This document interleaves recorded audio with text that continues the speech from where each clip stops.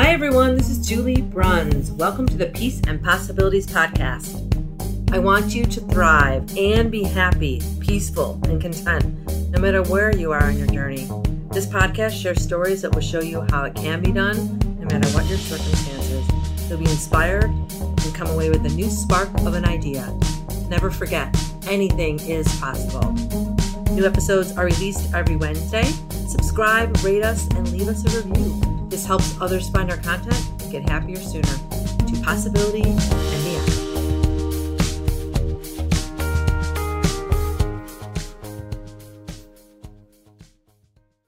All right. So my guest today on this week's podcast, her name is Neha O'Rourke.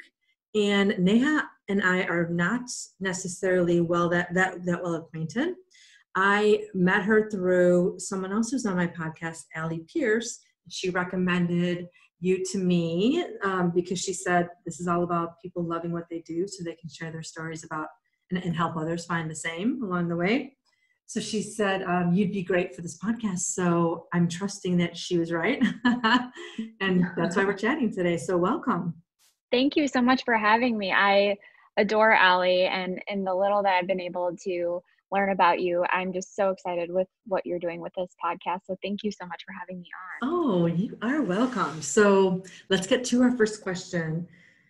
Okay, so I know what you're doing now. I know that you have a coaching practice. What did you start off wanting to study, or was it this?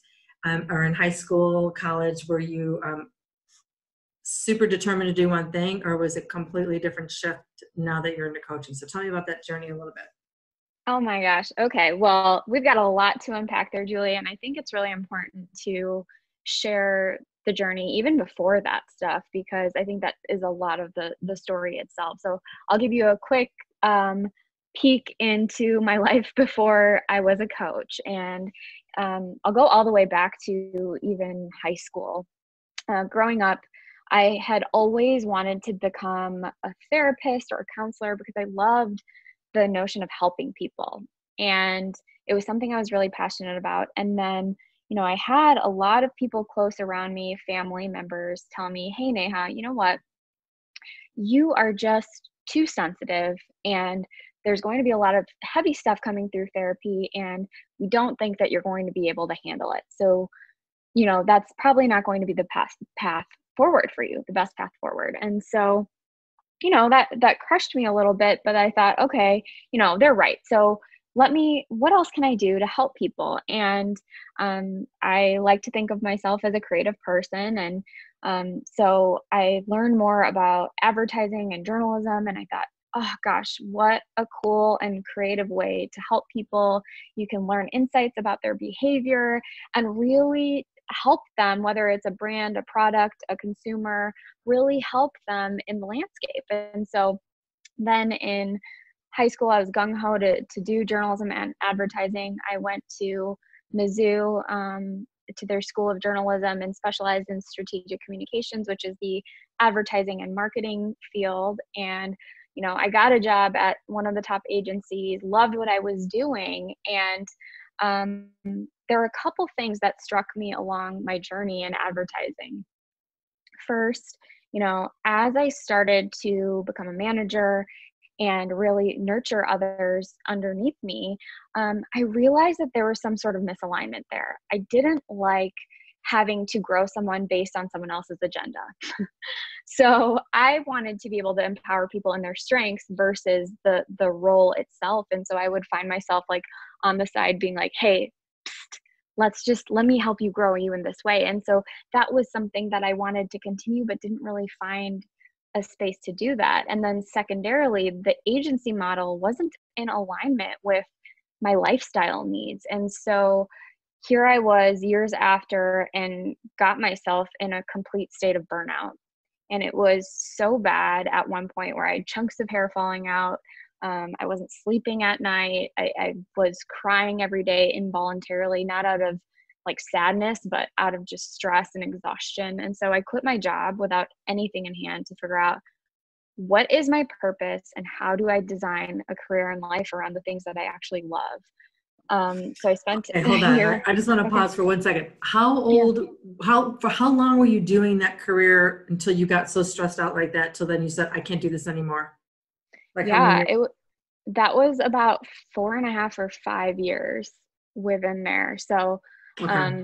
not a very long amount of time. It was, it was interesting because I was on accounts where it was like new business, fast-paced accounts. So in those years, I never had a break or a stop. And so what was 4 years felt like 10 in those moments. And so That's what I that was was going to a, say. You're saying yeah, 4 to 5 years is not a lot of time. I disagree with you. I mean, and you're young. So you're in your late 20s, yeah?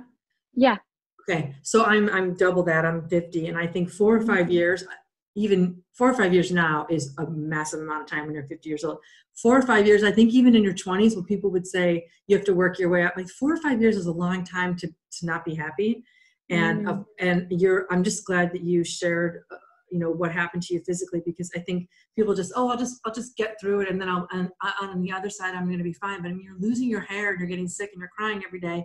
These are not normal. This is not just part of working hard. Those absolutely. are really serious things to be happening to Hmm. your body and your mind. And you probably had other whispers along the way, and then it got so bad that you're like, I can't take it anymore. But the whispers, I'm only pointing that out, Neha, because the whispers that you probably had before that were your cue to get out, and to make it. I'm makes me worried because I don't want people to think you have to get to that point before you would do anything about it. It's like, no, go when the whispers are there and have a plan or whatever. But when you get to the point that you were at, you do have to just flat out quit, because you can't stay in that state and be healthy and have a regular, normal, healthy life. Absolutely. I And just wanted to put. yeah, no, thank you for sharing that. I think that's such an important point. And, you know, my title is career and energy coach. So that energy portion is exactly to what you're saying, right? How can we be in tune with our energy and understand, listen to those, what you called whispers, or I call them signals, right? Why are we silencing those? Our feelings are neither good nor bad. They're just signals from our body. So I had these signals, like you said, way before, and I had silenced them for so long that I waited for it to snowball before I did something to it. I mean, my trajectory could have been completely different. I could have foregone so much pain, hurt, sadness, all the things, if I had just listened to those things. So completely agree with that. Oh, okay, good. Yeah. It's such a big. It's not taught that what we're talking about. It's not taught in high school. It's not taught in college. People just say, "Oh, you have to. It's okay. You're not supposed to be happy. You're working hard now, or whatever it is." And I'm all for working hard. I'm all for paying your dues and putting in the work. Mhm. But if your body and mind are telling you at every turn that something's not right, listen to that, because it's only going to get worse. And then that's when some people are having heart attacks and nervous breakdowns and car accidents and things that don't have to happen. If you would, like you Mhm. said, weren't silencing those signals. I love that phrase. I love that. Okay. Yeah. Okay. So keep going. Tell me about how you got to the career coaching. Yeah. So, I would love to tell you that the time once I quit was just like an eat, pray, love situation, but it wasn't. I was coming off of severe burnout, so there was some recovery coming in there. And then once I felt strong enough, I spent about, oh gosh, a little bit over a year figuring out how do you design a career and life you love? And so that took lots of research. That was attending seminars, reading books, doing meditation, going on my own journey. And I finally cracked that code, and I realized what my purpose was. I realized what I wanted out of life. And I realized that it's that space somewhere in between where you are and where you want to go, somewhere in between the feeling of complete burnout and yearning for more, somewhere in between no longer and not yet, was where that magic happened for me. And so I started my company somewhere in between coaching to help women specifically in these somewhere in between moments find their purpose and find their voice and find what they need out of life, so that doesn't you don't have to reach that at the point I was at, a complete burnout, that you can sustainably have that in your life. And so today I get to help women, who are feeling unfulfilled, first discover their purpose and maintain their well-being and design a career in life around the things that they love in a sustainable manner. And it's just been the greatest joy of my life. And now I'm able to help, back when I was in advertising, I wanted to empower people in their strengths. Gosh, I wish I knew what coaching was back then, because that's exactly what coaching is. It just helps you to get to where you want to go. And I just love that. It's so interesting too that you initially wanted to study psychology. I actually wanted to do that too when I was in. Wow. I wanted to help people, and I just didn't articulate. Eventually I ended up being a trainer and a teacher, but I wanted to be in psychology, and I thought the same thing. I'm going to be really good at helping people, but what I didn't realize then was that the listening and taking on people's problems would not have been good for me. Like your family told you with the sensitivity. No one told me that. I just innately knew I'm going to be sitting there one-on-one with these people, and their negative, their struggles, their issues, their true, everything that's happening for them for real will be on me and my shoulders, and trying to help them solve these problems. And I would have taken it all in and home, and it would have been horrible for my psyche and my energy. Yeah. But wow. I didn't know all of that. I just knew what I just articulated to you. Absolutely. And same thing. I think if you had gone down that path, you would have been like, okay, I can help people, but you going back to the strengths and doing the training and the coaching that you're doing now is so much more uplifting and fulfilling, and helping people to get, great, design their lives the way they want them. That's not what therapy is about. Therapy is about helping with issues so they can get past them. Obviously, it's still a good thing, but it would have been a whole different realm for you, and you wouldn't have been able to shine like you are probably shining now, would you say? Yeah. Well, no, thank you. Yeah. What's interesting is I would totally agree with that notion, and I would disagree with a little bit of it. And here's where I would challenge it a little bit is a lot of times in life, we have limitations based on other people's opinions. And so there might have been some truth in that, but that was someone else dictating my strength or what I'm capable of or where my boundaries lie.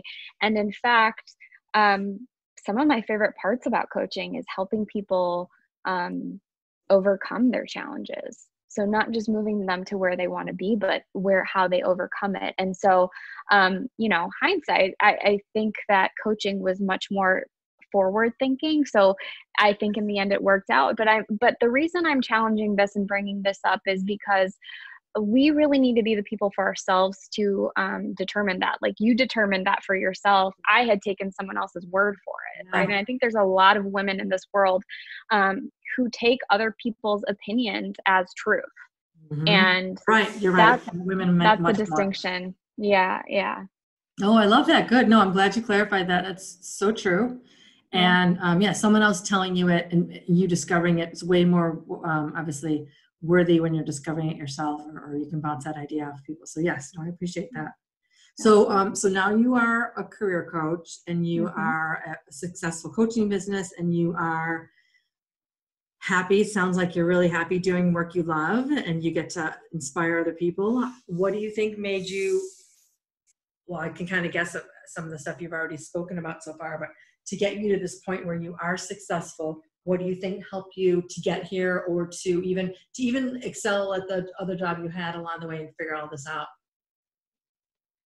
Oh gosh, that's a great question. If I had to really boil it down, I think it was always my innate desire to lead with understanding how to problem solve, understanding the people that I've been working with, understanding myself later on in my journey, right? But I think when you lead with understanding, you are so able to get to the results so much quicker and more efficiently, and in a way that's actually sustainable. So I think leading with understanding, and whether that be understanding that I won't have all the answers, or understanding what goes into things, or understanding that I was worthy of a career that I desired or wanted to help people with, right? Understanding was at the core of that for me. I love that.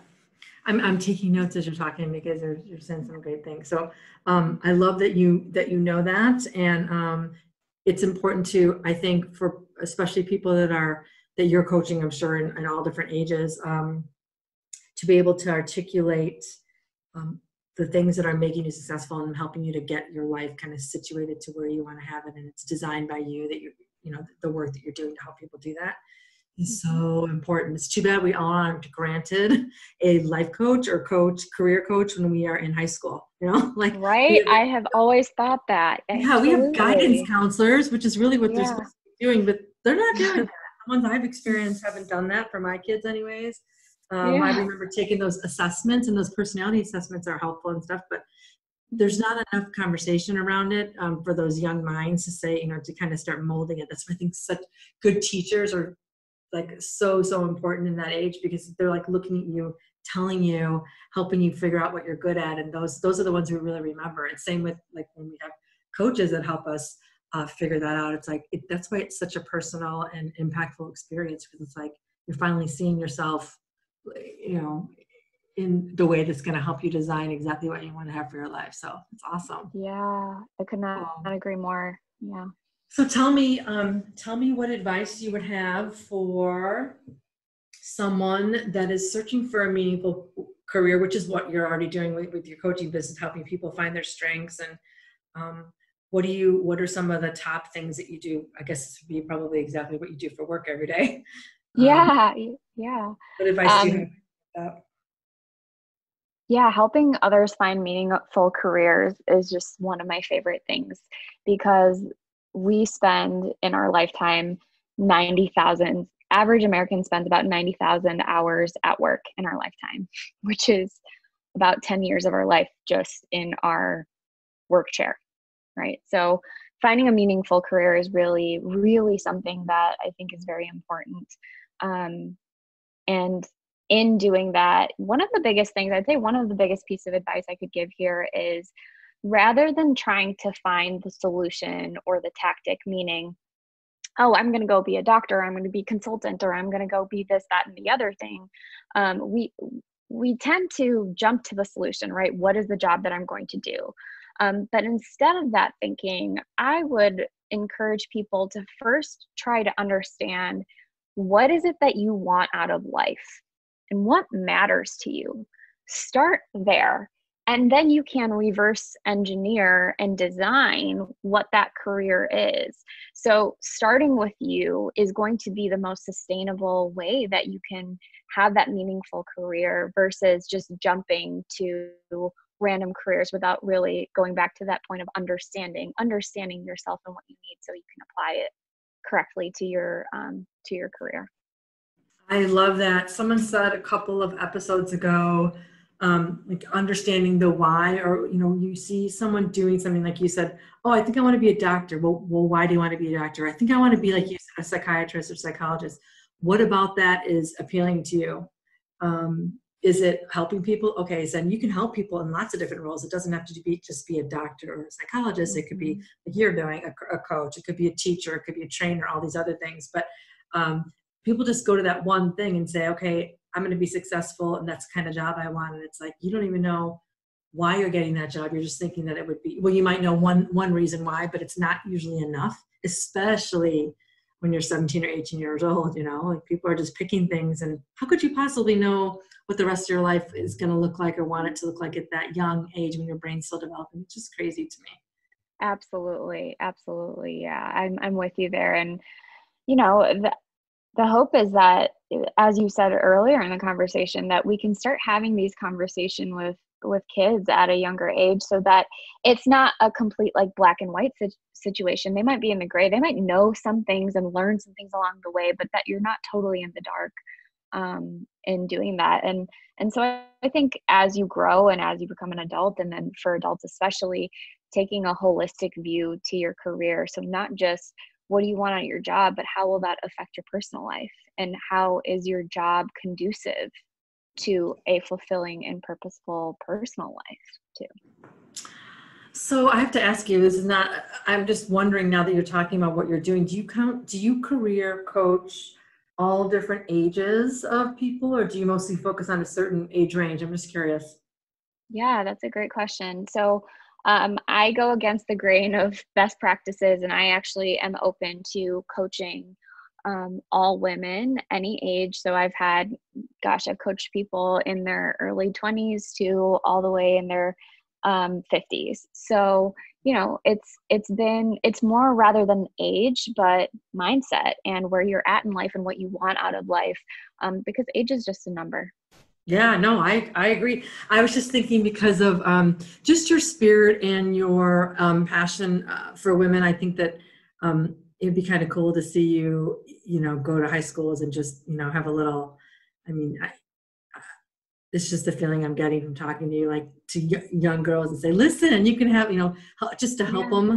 And I don't know that they'd even be open to it, but it's just a little side idea for you, or maybe it's something you can just do a couple times a year as a volunteer, because I think girls especially, would be so impacted by someone like you that's close enough to them to say, like, I can see myself as her, going back, instead of someone like me going back and saying, look, it's like, oh, okay, now I'm like an old woman to those people in high school right now, Oh my gosh, not at all. Not at all.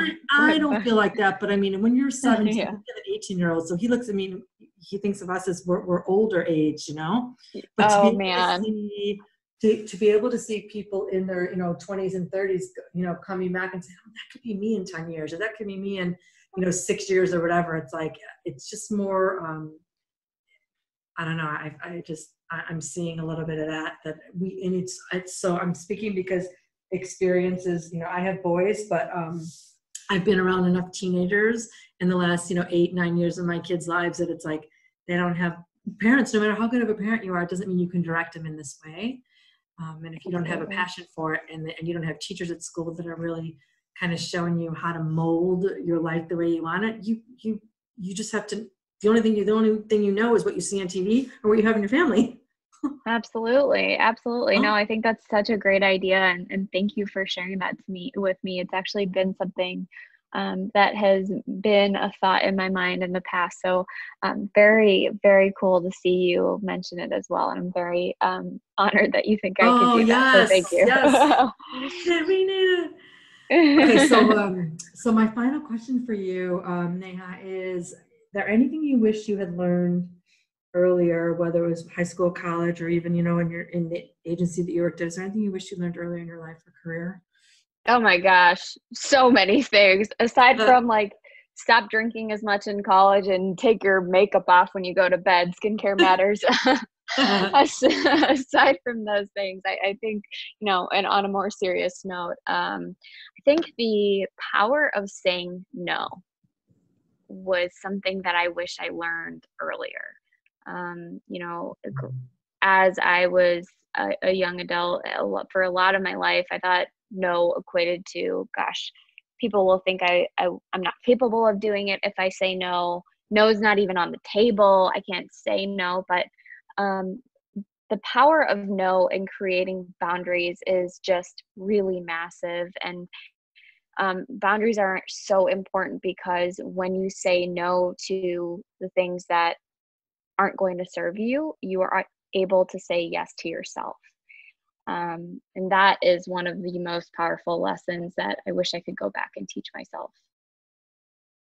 And I totally agree with you. And who else needs to hear that message? Now I'm like, yeah, go back. The girls that are in high school, they just think, this has nothing to do with being against men. I'm married to a wonderful man. I love them. But we're not, women are more taught when we're younger growing up, to save the peace and be polite and, smile and say yes, even when we want to say no, hug your uncle, even though you don't want to hug your uncle, whatever it is. You're saying yes to things that you're not knowing it at the time, but you're saying yes to things that don't serve you or you don't want to do, and because you're trying to be polite and keep the peace. And it's just not taught the same way to boys. They can say no and people are like, oh, it's just a boy being a boy or whatever it is, and a girl does, and it's like she's called a nasty name or whatever it is, school, at work, whatever. And it's such a simple thing, and when you do it and you get good at it, like is what you're, I'm sure, teaching your clients to do, the world doesn't end. No one's suffering, but we all think that we have to say it, yes, even though we don't want to say it, and then we pay the price. We pay it physically, we pay it spiritually, mentally. Our families pay the price because we're saying yes to things we don't want to say that we want to say no to, and then we're coming home and taking on the people we love the most. because we don't think we can. And it's such Absolutely. an important thing to be teaching people. So I'm so glad you brought that up.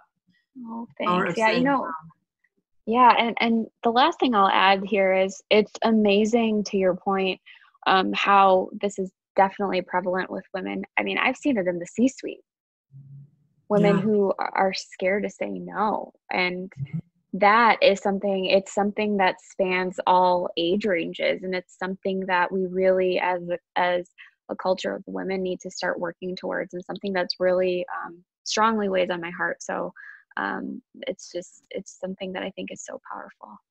And I will say too, as a 50-year-old woman in the corporate world, saying no, the only other people that really ever seem bothered by it are other women, unfortunately, because we're trained to say yes to everything, right? Even if it doesn't serve us.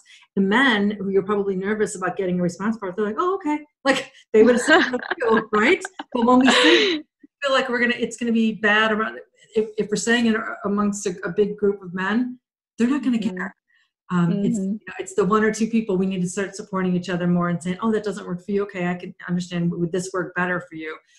They're not taught the same. They don't judge it the same, and they're not bothered by it.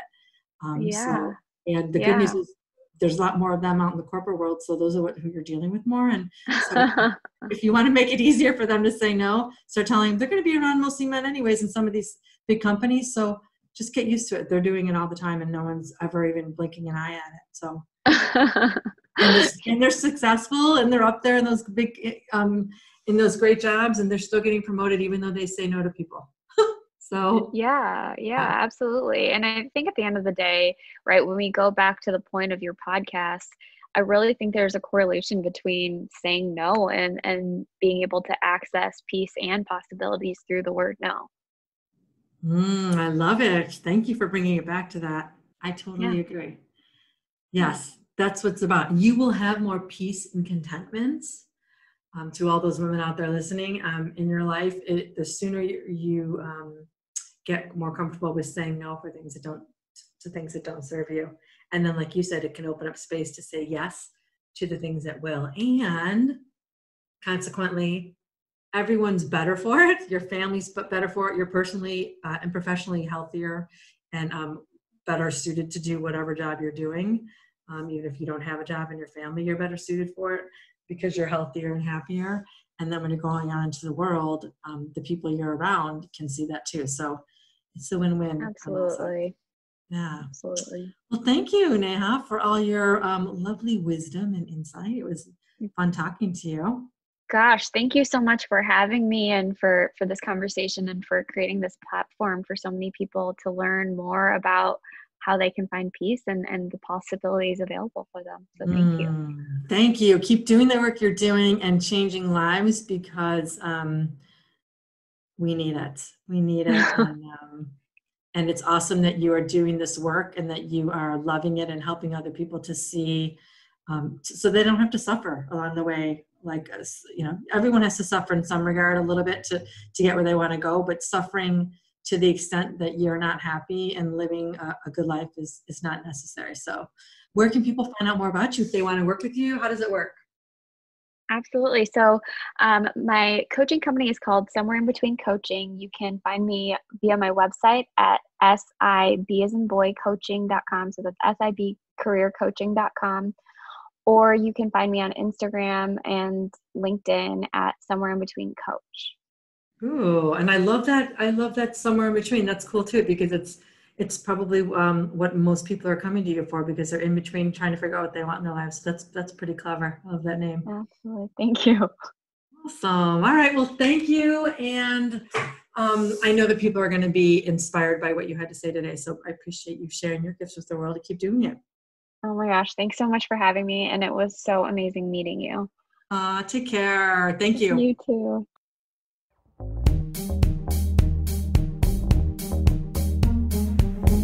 Thanks for listening. If you love this content, please rate us 5 stars on Apple Podcasts or whichever platform you found us on. You can get all my social media links in the description below. Help us keep the momentum going so that every person can live their lives happily, doing work they love.